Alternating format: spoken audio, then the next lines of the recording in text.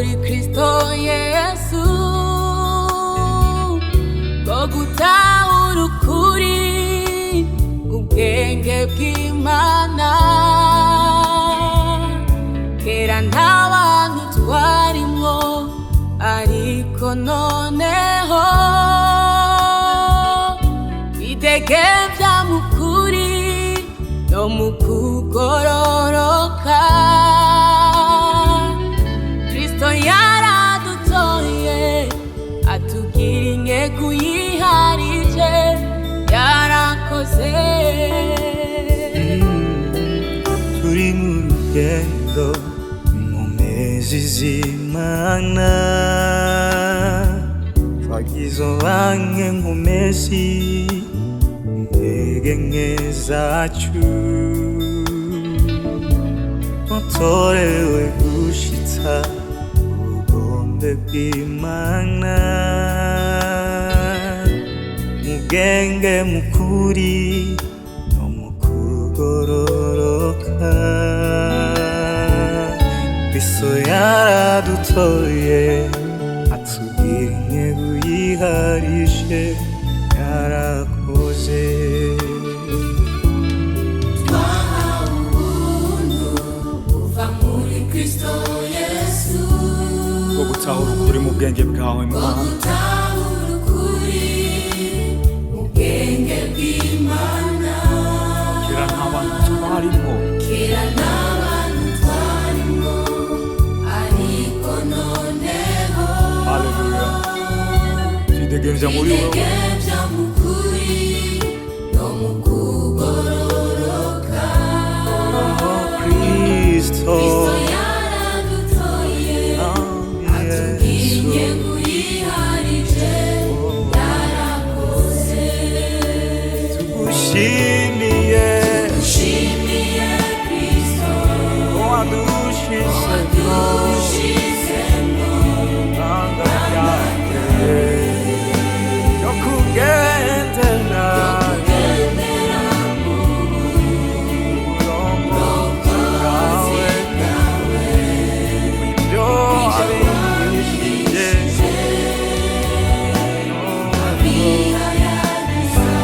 wishurira abera bawe Mwana, haleluya, abera bawe tugushimiye Kristo ko wadushizemo ibanga ryawe ryo kugendera mu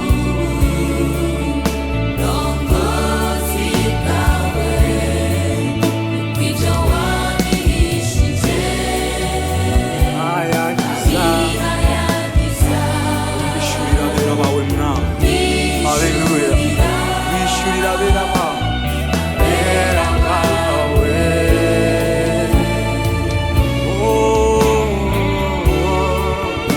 Uri Umwami Yesu, uruhoraho, uri inkomezi zacu, uri umwami, yo Yesu, uri inkomezi, yo turi mu rugendo rw'inkomezi z'Imana, twagizwe abanyenkomezi mu ntege nke zacu. twatorewe gushitsa ubugombe bw'Imana mu bwenge mu kuri no mu kugororoka. Kristo yaradutoye atubwira intego yiharije, warakoze. Tugushimiye Kristo ko wadushizemo ibanga ryawe, Yesu, ryo kugendera mu burongozi bwawe. Urongozi bwawe Yesu, ibyo wabihishije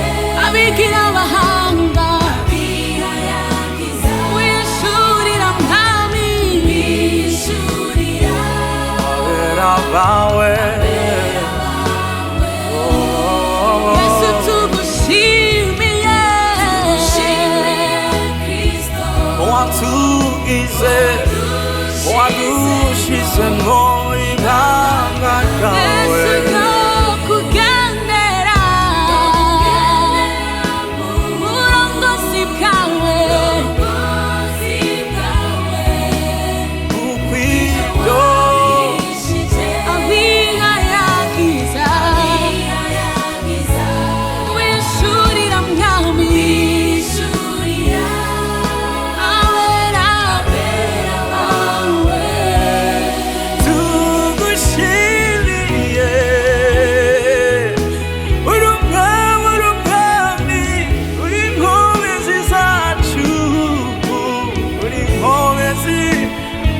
kiza kacu niwe tuzama turirimba ira hejuru haleluya niwe nkomezi zacu niwe gakiza kacu tuzokwama duhimbaza ubuzima bwacu bwose ukuri umwami ubutwari bwawe bizokwama ibihe